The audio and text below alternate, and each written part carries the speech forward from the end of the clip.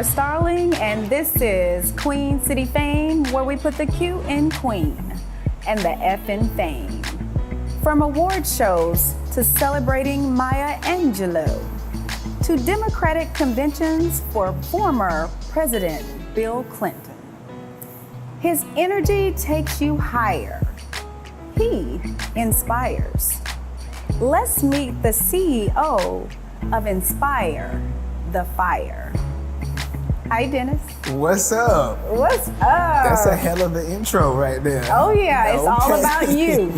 Thank you. Yeah, so who that. is Dennis? Because I just gave a little bit about who you are. All of that stuff that you mentioned, none of that's really me. That's the result of being driven and passionate and going after something that's inside of you. I think the heart of me is I just want to spread love, positivity.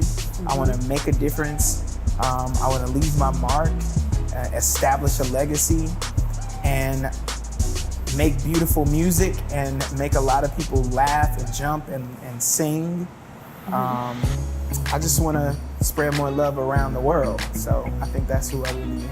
So did you grow up in Charlotte or in Queen City? I'm a Charlotte native.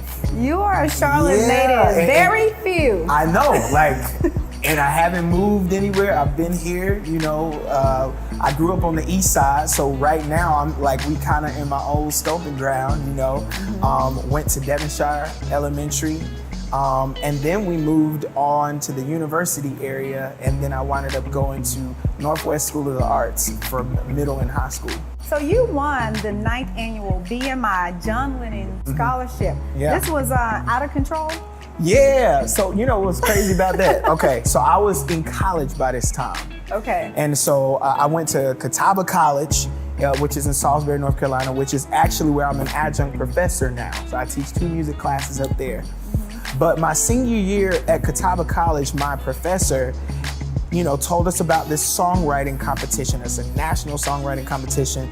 I had just finished my first gospel album, really my only album really out there right now. I'm working in the studio now, but he told me I should submit this song, and submitted it, forgot all about it. And then one day we got that call from BMI that I had won this national songwriting competition. So wow. I'm literally going against thousands of other people. Yeah. And it was the first time a gospel song had ever won that award. They gave me $10,000 scholarship, which I never got to spend because my mom made me pay off my college loans. Oh. Now I'm grateful for that because I'm not still, but I was a little salty.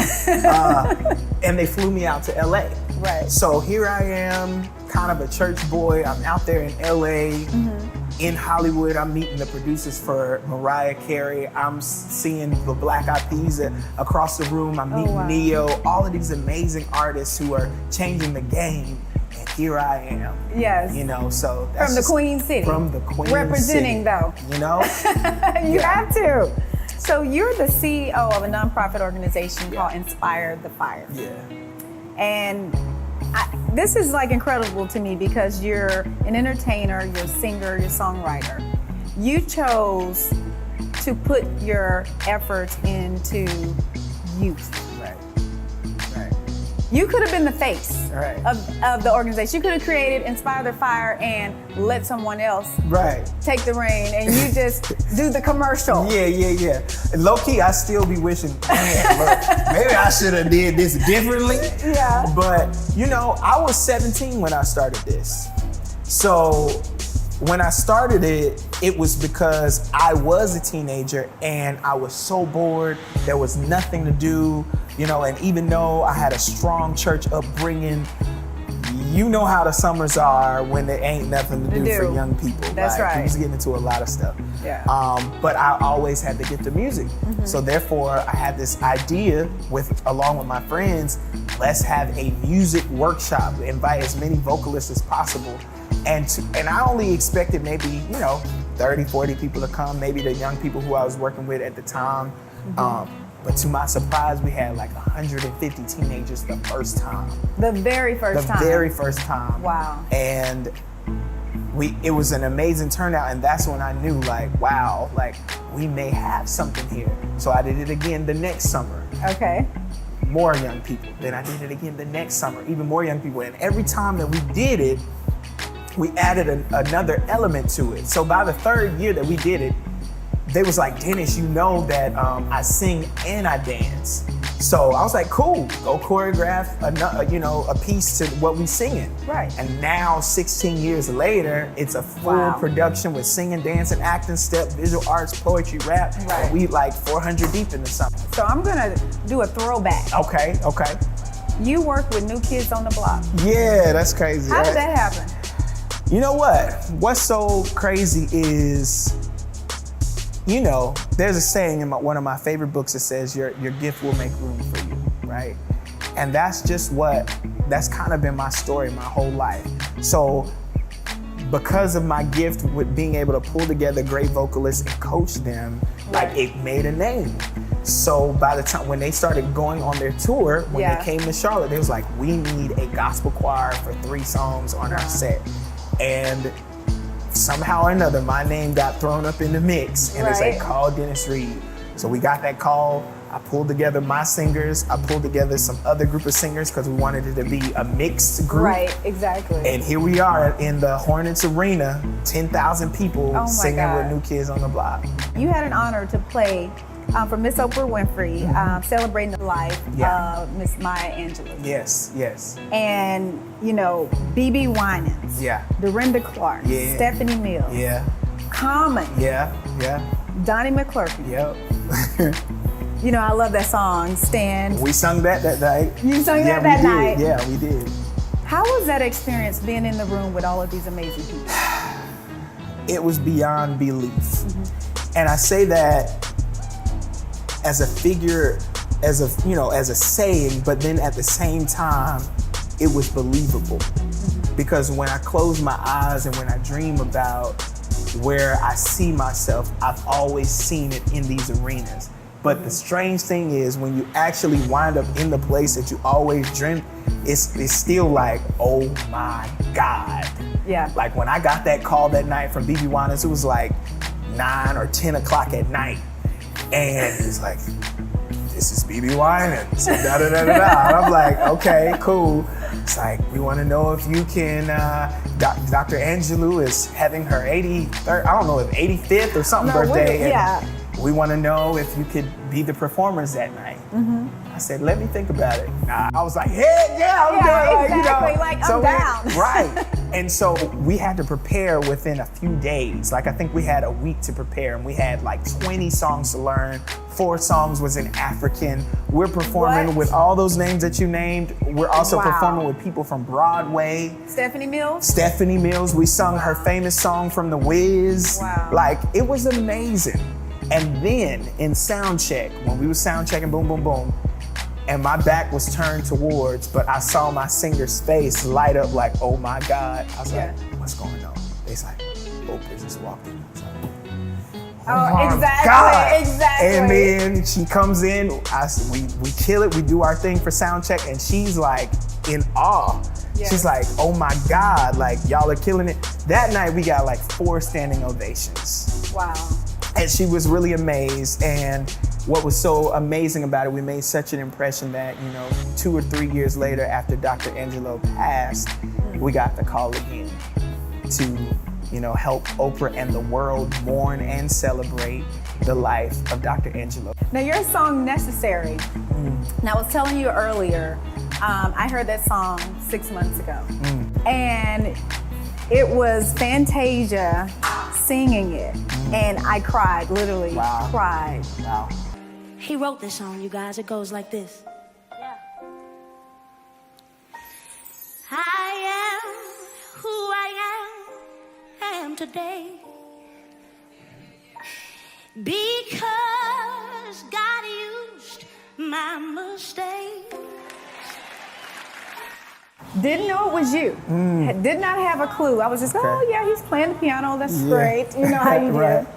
But Necessary has touched over 13 million lives. Wow. Yeah. 13 million. That's crazy. And what was so crazy about that moment is, first of all, the song was 10 years old when that moment happened. Wow. So it had already, to me, I had already forgotten about the song. Now, how you forget about Necessary?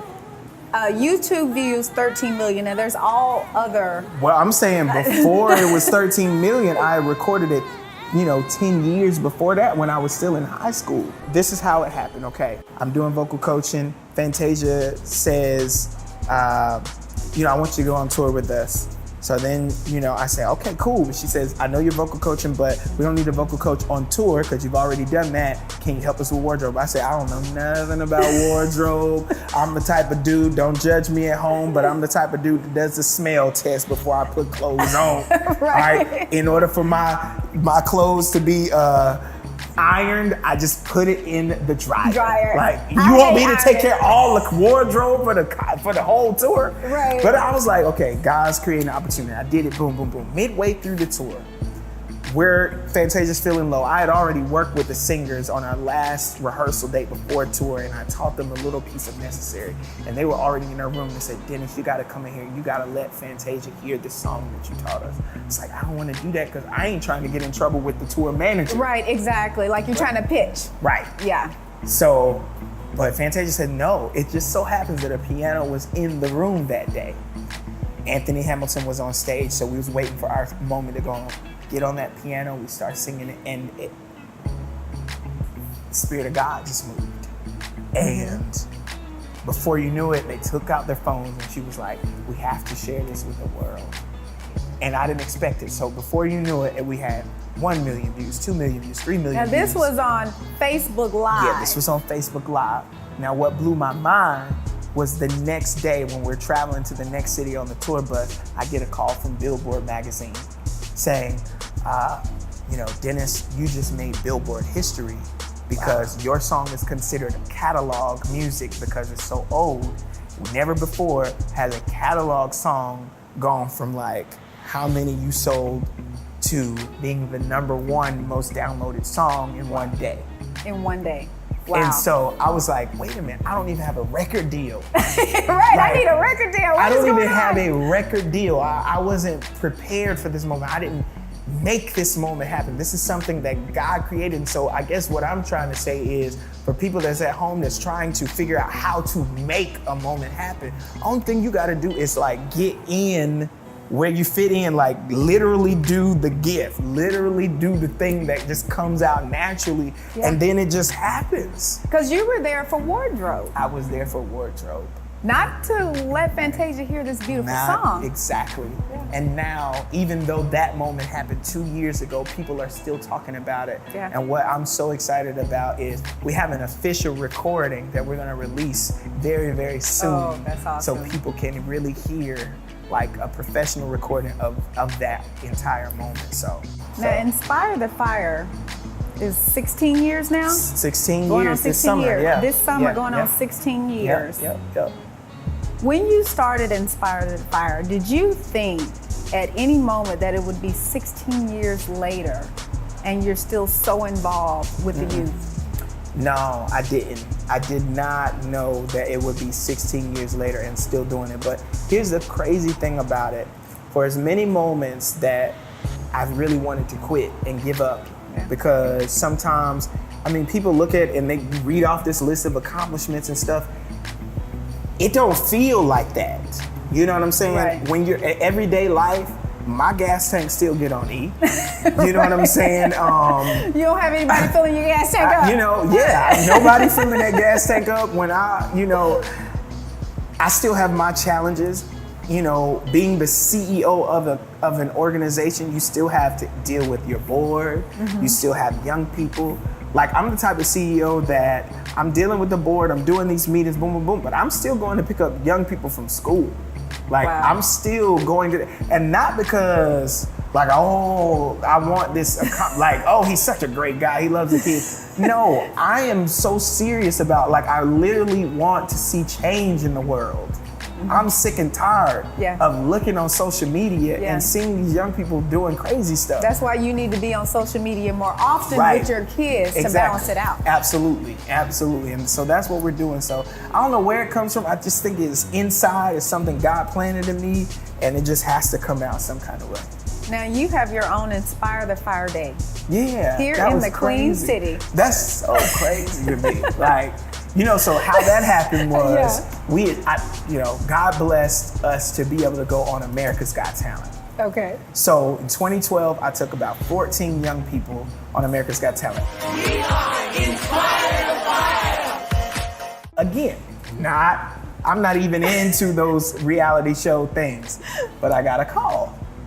Okay. I was going to a board meeting one day, and the producers of America's Got Talent got my number, saying, hey, we're coming to Charlotte. We got your name from the Arts and Science Council here about talented groups that sing and dance. Would you be interested? Right. Of I course. said, okay, let's see what it's about. But if we are wise, we know that there's always tomorrow. Lean on me, lean on me.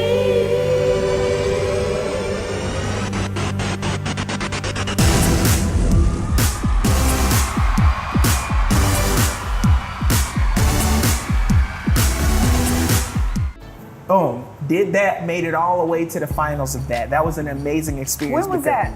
This was in 2012. This was America's Got Talent. So we had Howard Stern, we had Sharon Osbourne, we had Howie Mandel, we had all of that. 13 million people watching the show every time. And we're going from round to round to round to round. Wow. And what was so cool about that, not just being on TV, that was really cool, but the fact that a lot of the young people who I brought on that experience had never left Charlotte or Gastonia before. They had Wow. never flown on a plane before. So we're getting all of these first-time experiences from never left your city to we're traveling to Vegas, we're traveling to New York, we're traveling into Miami, we're traveling to LA. And so boom, after all of that, unfortunately we didn't win the competition. You didn't win. Okay. But we How got far so y'all much get? love. We got to the finals. Oh, wow. Okay. And so what happened was when we got back, we got so much love from Charlotte. Anthony Fox was still our mayor then. He called us to the city council meeting. We didn't know why we was coming. And then that's when he read the official proclamation on March 25th that in the city of Charlotte, it's officially Inspire the Fire Day. Wow. And so from that moment that Anthony Fox said it, every other sitting mayor has recognized that day as Inspire the Fire Day. Wow. So even to our current mayor, Valaus. That is so awesome. So you were recently honored with a Lifetime Achievement Award by former President Barack Obama. You can go ahead and say president as far as I'm concerned. I have to say it correctly. So tell me about your honor. Charlotte riots happened, right? A state of emergency is declared in North Carolina amid another night of unrest in Charlotte. Keith Lamont Scott dies. Yes. There's a whole bunch of controversy around it. By this time, Inspire the Fire had already had a working relationship with CMPD. So we have working relationship with the CMPD, with the mayor, boom, boom, boom. But I'm looking on my Facebook Live and I'm seeing all of this turmoil and stuff happening in our city, which was happening 10 minutes down the street from where I live. Wow. And so I'm conflicted because I'm like, should I go out there and protest with these people or should I stay home because we got a relationship with the CMPD and with the mayor. It's kind of weird for us to be going to protest against the police and we have a working relationship. But I'm seeing like young people using their bodies as shields. And so I decide I have to go out there. So I wound up going out there to protest, doing all of these things, boom, just being in there just to be an encouragement. Hillary Clinton's running for president. So she comes to Charlotte a lot of times. Now by this time, after this incident happened, she wants to meet with Black leaders in the city. And again, my name comes up. Right. So I have a meeting with Hillary Clinton. We talk for about 2 hours. After that moment, I get a call a few days later, says, would you mind talking to press about what happened in that meeting? Cool, I do a few radio interviews talking about it.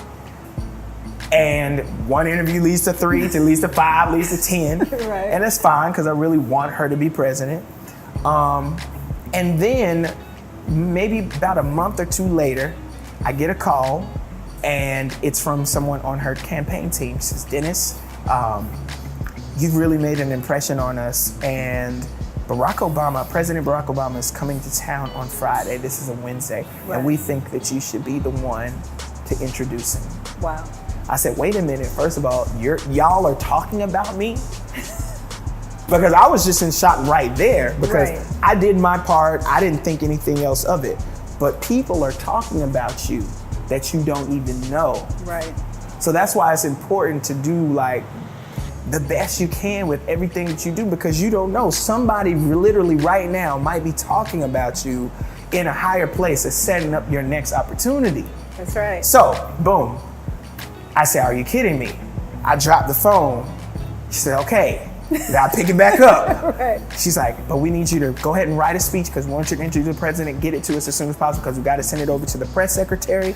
Boom. Send it over. She says, but we can't promise you that it's going to happen because we got to send it to the White House. They might already have their own plans. Right. I didn't know to that Friday that I was actually going to do it. I go back there. Secret Service, boom. I go through Secret Service, boom. I'm waiting backstage. I wind up talking to President Barack Obama, talking to him. And then it's time for me to go on stage to give my speech. I walk out there and it's literally 15,000 people and the CNN camera and the Fox News camera and the MSNBC camera and all of these cameras and the world is watching. Right. And I'm shaking and I'm like, oh my God, Yeah. like what is happening? Like, this is it. This is it. Do my speech, I get comfortable in it because it's just now, after I do my first 10 seconds and I do that call and response, I was like, okay, this is like church. Right. Exactly. Right, so I got comfortable on it. Right. I introduced the president. Yes, we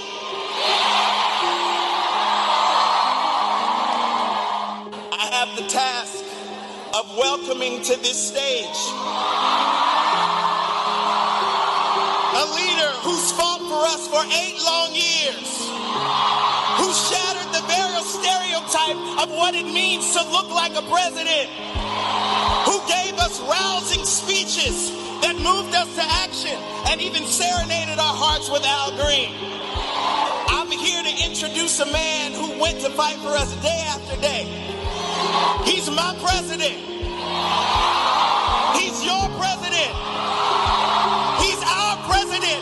He's the 44th president of these United States of America. North Carolina, let's welcome President Barack Obama. Dennis got me fired up. Can everybody please give him a big round of applause? He comes out, shakes my hand, gives me a shout out 2 times on stage, calls my name. He says, man, Dennis Reed got me feeling like taking me to church. Boom, boom, boom. Next thing I know, a few months later, I'm getting a call. It says, we know all about what you've been doing with the young people, and we want to honor you with this Lifetime Achievement Award. Wow. And this is why he's still a sitting president. And I'm just like, wow. But the real awe in this moment is when Barack Obama was elected president, I looked at my mom and I said, Mom, I'm gonna meet this man. And I didn't know how. I let the thought go. I know it's now towards the end of this term because I think this is literally almost the last month of his presidency. Right. And I never made it to the White House, but the White House made it to me. That's right. Literally 10 minutes down the street. In the Queen City. In the Queen City. Yeah. And that's how it happened. Wow. So what can we expect from Dennis Reed this year? I've been in the studio with Inspire the Fire, working on a music project for them. I'm really excited about this. It's the first time I've done it. Now you're writing all the songs. I'm writing the songs. I do have a dynamic writing team with me, a lot of them who are ITF alumni now, Nice. who've come back to help me continue to inspire this new generation of ITF. So we've got an ITF project coming out, and I'm also working on a Dennis Reed project, which will feature my group Gap, ITF, and some others. Right. And so just expect new music this year. I'm so excited. I got the call yesterday, another call, that I'll be going on a European tour in December. Nice. So I'll be traveling doing that, and I get to teach vocals. They want me to teach some singers in Rome for 3 days. Wow. So not only will I get a chance to release a project with ITF, release a project for me, I'll get a chance to go on an international tour. Wow. And then, of course, we're still working on some stuff with Fantasia. So how can your fans follow you, check out your music, everything, Inspire the Fire? Yeah. How can they follow you? Okay, so follow me on Instagram. Look me up, The Dennis Reed Jr., okay? TheDennisReedJr on Instagram. Also, the same thing on Facebook. You can look me up. Follow Inspire the Fire on Instagram. Just type in Inspire the Fire. You can go to inspirethefire.org. Please sing your kids. And you can also visit my website, thedennisreedjr.com. Thank you so much, Dennis. Lord, it has been thank an you. absolute joy to have you on the show. Thank you for the opportunity. I appreciate Absolutely. that. Well, guys, this has been our show for today. I thank you for joining us and joining me and Dennis Reed. This is Queen City Fame, where we put the Q in Queen and the F in Fame. See you next time. We are so much more than a singing, dancing crew. We are an organization that reaches out to any youth. Some of them have come through some extraordinary challenges. We wanted to create a place where teenagers could come and tap into the gifts that they have. We really are family. Our hope to inspire one another to do something positive. It's just an amazing feeling to know that no matter where you are, you always have somebody. I could never ask for anybody better in my life. The hype. Go give them the fire.